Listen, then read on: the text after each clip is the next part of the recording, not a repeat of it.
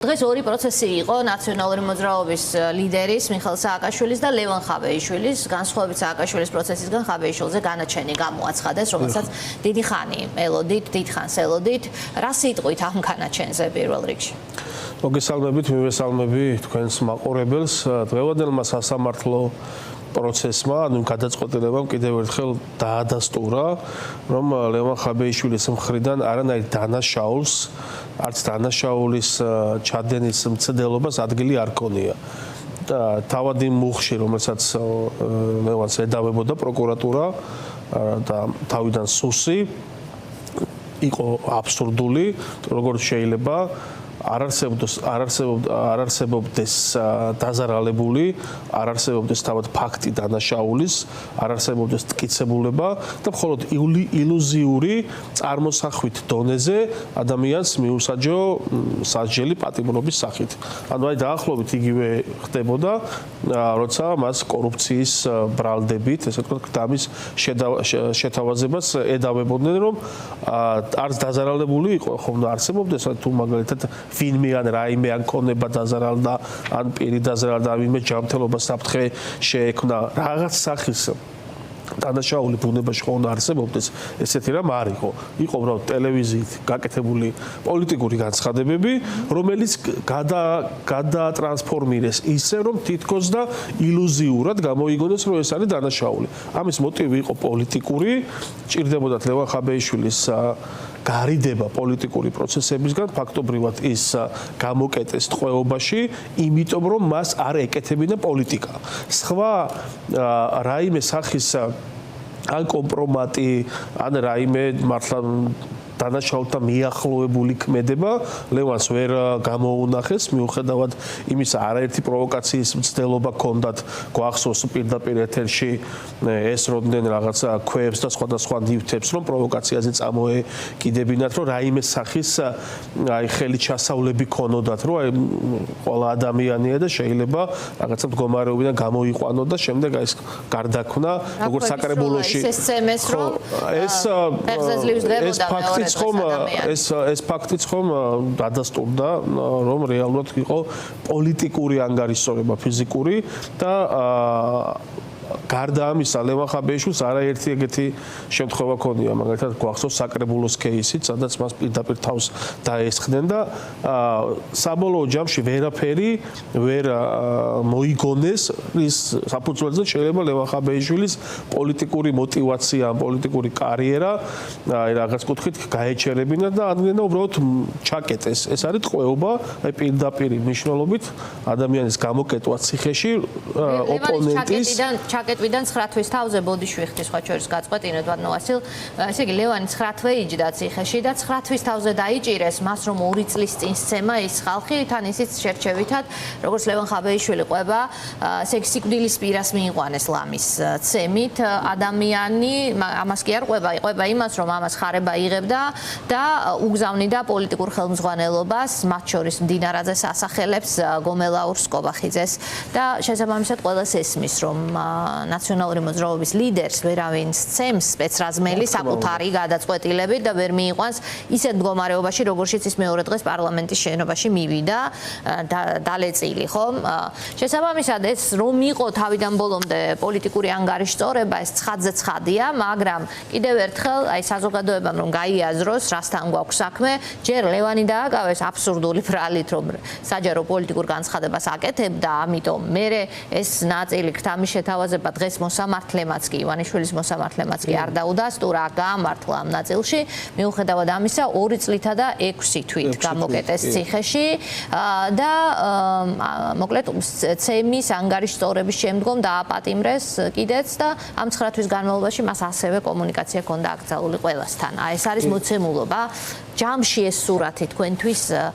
ფასდება როგორც პოლიტიკური ანგარიშსწორება, რაზეც გააკეთეთ აქცენტი. რა შველის ამას? ლევანი ხომ არ არის ერთადერთი პოლიტიკური პატიმრების უმრავლესობას ივანიშვილის ჯის ამ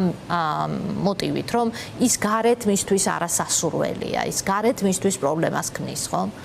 დიახ, რა თქმა უნდა, ეს რომ საქართველოს არ ეხებოდეს და ჩვენ ქვეყანას არ ეხებოდეს და მარტო რაღაც პირადი ურთიერთობებით ან მეგობრული გულისწუხით იყოს საუბარი, სხვა იქნებოდა სამწუხაროდ ეს ყველაფერი ნეგატიურად აისახება ჩვენი ქვეყნის რეპუტაციაზე, მომავალზე, პერსპექტივაზე, ეკონომიკაზეც მათ შორის და მთლიანად დემოკრატიაზე. ან წარმოუდგენელია ჩვენ შევქმნათ ნორმალური სახელმწიფო, სადაც პრობლემა არ იქნება ბავშვების შიმშილი, პრობლემა არ იქნება ადამიანების ჯანმრთელობა, უსაფრთხოება, პრობლემა არ იქნება პენსიონერი ადამიანების შიმშილის ზღვარზე ყოფნა და სხვა უამრავი გამოწვევა, რაც სახელმწიფოს ახასიათებს. ეს არის პირდაპირ დაკავშირებული, ხო, ბევრ შეიძლება არ წარმოუდგენია, რომ რა კავშირში შეიძლება იყოს პოლიტიკური ოპონენტების დევნა მათ ყოველდღიურობასთან. სახელმწიფო შედგება სწორედ აი ამ სხვადასხვა კომპონენტისგან და მათ შორის ეკონომიკური განვითარებაც, ეკონომიკური კეთილდღეობაც, იმ ევროკავშირის წევრობაც, სხვადასხვა ქვეყნებთან პარტნიორული თანამშრომლობა არის დამოკიდებული შიდა პოლიტიკურ მდგომარეობაზე. რა მდგომარეობაც შექმნა ბიძინა ივანიშვილმა დღეს ჩვენს ქვეყანაში, სადაც არ არსებობს ჯანსაღი პოლიტიკური დღის წესრიგი, არ არსებობს ჯანსაღი პოლიტიკური სივრცე, არ არსებობს არც არჩევნები, არც რაიმე სახის კონკურენცია პოლიტიკურ ძალებს შორის და არის ასეთი სახის ანგარიშწორება, რაც პირდაპირ ანადგურებს დემოკრატიულ ფუნდამენტს ქვეყანაში, პირდაპირ აისახება ქვეყნის ეკონომიკის განვითარებაზე, ინვესტიციების მოზიდვაზე, სამუშაო ადგილების შექმნაზე, იმ გაზრდილ ფასებზე, რომელზეც ძალიან ხშირად ჩვენ ვლაპარაკობთ და ადამიანების ცხოვრების ხარისხზე, როცა ადამიანები ღირსეული შემოსავლის და ღირსეული დასაქმების გამო ქვეყნიდან გარბიან და მიდიან ემიგრაციაში და გამოდიან და გვესაუბრებიან კიდე ოჯახის კეთილდღეობაზე და ძლიერ ოჯახზე. როგორ შეიძლება ძლიერ ოჯახზე ჩვენ ვსაუბრობთ, როცა ყოველი მეორე ოჯახი არის გახლეჩილი და მეუღლეები ერთად არ ცხოვრობენ ეკონომიკური სიდუხჭირის გამო, ან მშობლები, ან დედა მიდის ემიგრაციაში, ან მამა მიდის ემიგრაციაში, ბავშვები მშობლების გარეშე არასრულფასოვნად იზრდებიან და ყოველ მეორე ოჯახში არის პრობლემა ეკონომიკური სიდუხჭირის, რომელიც შემდეგ ემიგრაციით მთავრდება და ძლიერი ოჯახი პირველ რიგში არის ძლიერად მდგარი ეკონომიკურად ძლიერი ოჯახი, რომელსაც აქვს თვით ესე ვთქვათ გამოკვების და თვით განვითარების უნარი და შემდეგ ხდება უკვე გამრავლება და კეთილდღეობა და ასე შემდეგ. ან რეალურად პოლიტიკური რეპრესიების ქვეყანაში განვითარება სიტყვაზე მეტია საერთოდ. პირდაპირ ის მინდა აუხსნა, რომ პირდაპირ არის დაკავშირებული დღეს რაც ხდება თბილისის საქალაქო სასამართლოში, რაც ხდება ლევან ხაბეიშვილის წინააღმდეგ, სხვა პოლიტიკური ოპონენტების წინააღმდეგ, ეს დევნა, რეპრესიები პირდაპირ არის დაკავშირებული თითოეული საქართველოს მოქალაქის კეთილდღეობასთან და მათ შორის იმ ადამიანების კეთილდღეობასთან, რომლებიც შეიძლება ქართული ოცნების სამომრჩევლები არიან ნებით თუ ნების საწინააღმდეგოდ, ამას არ აქვს მნიშვნელობა. არიან ადამიანები, რომლებიც აი ქართული ოცნების თუნდაც ვერტიკალში არიან და საჯარო სამსახურებში არიან. მათი ყოველდღიურობაც უარესდება დღიდან დღემდე და მე ძალიან ბევრი საჯარო მოხელე ვიცი, რომელიც სამსახურიდან წამოვიდა და წავიდა ემიგრაციაში. იმის გამო, რომ მისი შემოსავალი ვერ პასუხობდა მის ხარჯებს. კი ბატონო, ბატონო ვასილ, აქ მინდა ვიკითხო ასევე მიხეილ სააკაშვილის პროცესი იყო დღეს, მან ისაუბრა, რომ მას ორჯერ უღალატეს, რამდენჯერმე უღალატეს და არ დაასახელა ადამიანი. თქვენ იცით ვის გულისხმობდა? არა, ამ შემთხვევაში მე არ ვარ ინფორმირებული თუ ვის გულისხმობდა მიხეილ სააკაშვილი, ამასთან დაკავშირებით ჩვენ პარტიაში ესე განხილვა არ გქონია, თუმცა არწმუნებული ვარ, რადგან ეს საკითხი დღის წესრიგში დადგა მიხეილ სააკაშვილის მხრიდან და მან დაიწყო ამაზე საუბარი, თავად მიხეილ სააკაშვილიც განმარტავს და დაასახელებს იმ ადამიანებს. ფაქტია, რომ თავად მიხეილ სააკაშვილის საქართველოში ჩამოსვლა და შემდეგ მისი მოულოდნელი დაპატიმრება გარკვეულ კითხვის ნიშნებს მაშინვე აჩენდა, იყო ასე ვთქვათ და გაურკვეველი ვითარება, რომელიც ლოგიკურად შეიძლება უკავშირდებოდეს გარკვეულ ღალატს ან გარკვეულ შეცდომებს გარკვეული ადამიანების მხრიდან. მე ამას ღრმად ესე ვთქვათ ვერ ჩაუღრმავდები ამ საკითხის რომ ინფორმირებული არ ვარ, თუმცა დარწმუნებული ვარ, რომ მიხეილ სააკაშვილი თავად მოფენს ნათელს ამ პროცესს, რომელიც საკმაოდ მნიშვნელოვანია და ისტორიული პროცესია. ეს არ არის მოვლენა, რომელიც რაღაც ვიწრო პარტიულ ან პოლიტიკურ ინტერესებს, ეს არის სახელმწიფოს თვის და საქართველოს ისტორიისთვის მნიშვნელოვანი მოვლენები, ხო? ამდენ ხანს არ ამბობდა ამას მიხეილ სააკაშვილი, ხო? მან პირველად ახსენა ეს ამბავი დღევანდელ სასამართლო პროცესზე, არ ვიცი, შესაძლოა დადასტურებას ან დარწმუნებას ელოდა, რამდენად სარწმუნო მტკიცებულებებით გამყარებული ინფორმაცია არის ეს,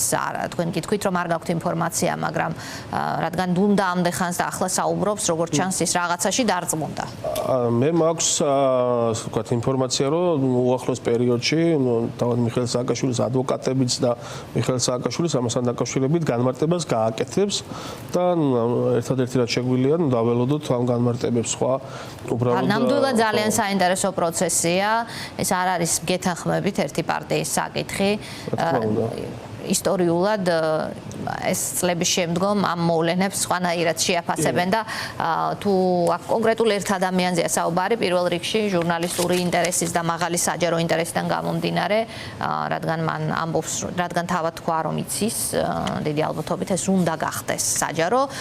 თუ თქვენ ამბობთ რომ აი თავიდანვე აჩენდა ეჭვებს არ ქონიათ ცდელობა პარტიაში ამაზე საუბრის ღიად ესეთი ოფიციალური განხილვა ამ საკითხის პარტიაში არ ყოფილა, მაგრამ რა თქმა უნდა, პირადში და საუბრებში შეიძლება ყოფილიყო გარკვეული, თუმცა ამ საკითხს, როგორც თავად მიხეილ სააკაშვილი ამბობს, განხილვა არ მოყოლია, იმიტომ რომ ალბათ მხოლოდ მიხეილ სააკაშვილი იყო ამის შესახებ ინფორმირებული და სხვა არავინ უბრალოდ ინფორმაციას ამის შესახებ არ ფლობდა.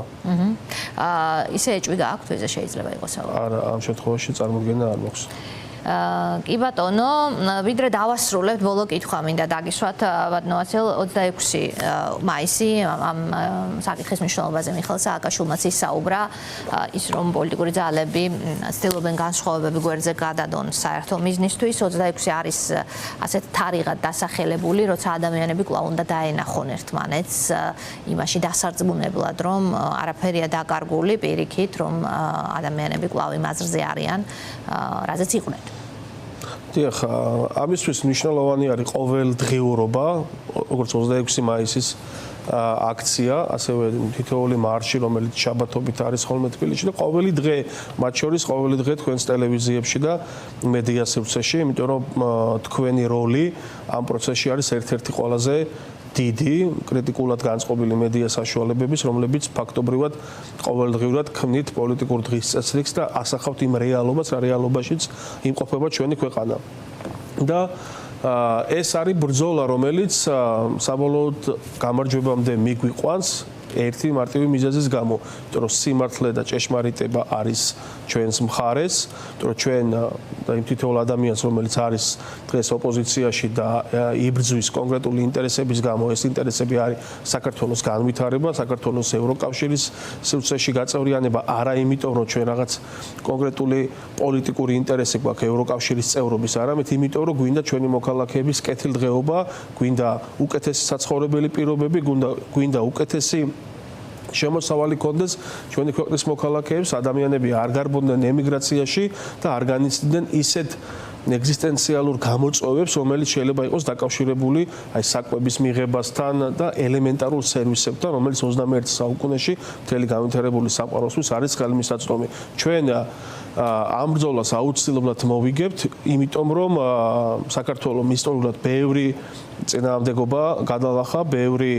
ბრძოლა ქონდა, როგორც პოლიტიკური, ასევე სამართლებრივი და ასევე პირდაპირ მნიშვნელობით, თუმცა დღეს ჩვენი ქვეყანა არის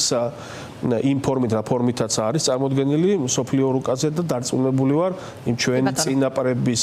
ძალისხმევის, ჩვენი მომავალი თაობების აქტიური მონაწილეობით ეს ქვეყანა კვლავ დაუბრუნდება თავის ღირსეულ გზას, რომელიც გზაც მიდის ცივილიზებული სამყაროსკენ. თორე ხშირად ისმის ხოლმე რაღაც რიტორიკა გაუგებარი, რომ ჩვენ რაღაც ნეიტრალიტეტი გვჭირდება, ჩვენ არ გვინდა არც ერთ ქვეყანასთან დაკავშირება და ამ დროს როცა თითოეულ ადამიანთან საუბარში, მათ შორის ქართული ოცნების მხარდამჭერებთან და მათ შორის თავად ქართული ოცნების ლიდერებთან დისკუსია შეგვიძლია გავმართოთ, ან პირადი საუბრებით, ყველა ამბობს, რომ საკუთარი შვილებისთვის განათლების მისაღებად სურთ, რომ კი ბატონო. ევროპაში ან ამერიკის შეერთებულ შტატებში მიაღებინონ განათლება ჯანდაცვას, როცა უკავშირდება ჯანდაცვაც სურთ რომ დასავლურ ცივილიზებულ ქვეყნებში მიიღონ. თუ რაიმე შემოსავალი ნახეს კორუფციული გზით იყო ეს მიღებული თუ არა კორუფციული გზით, კაპიტალის შეძენა ევროპაში და ამერიკაში სურთ. ანუ ნებისმიერი რამ მათი ცხოვრების კეთილდღეობა უკავშირდება დასავლურ ცივილიზებულ სამყაროს და მაშინ როცა ჩვენ ვლაპარაკობთ რომ მთელი ქვეყანა იყოს ინტეგრირებული დასავლეთთან და ცივილიზებულ სამყაროსთან რომ მთელ ქვეყანაზე გადანაწილდეს ეს დოვლათი არა მარტო ერთეულების შვილებს შეეძლოთ სწავლა ევროპაში და ერთეულების კეთილდღეობა იყოს არამედ მთლიანად ქვეყნის მაცხოვრებლებს ჰქონდეთ ის ფუფუნება რაც აქვთ განვითარებულ ცივილიზებულ სამყაროში მათ შორის ევროპაში. ვასილ ურუშაძეს უსმენთ.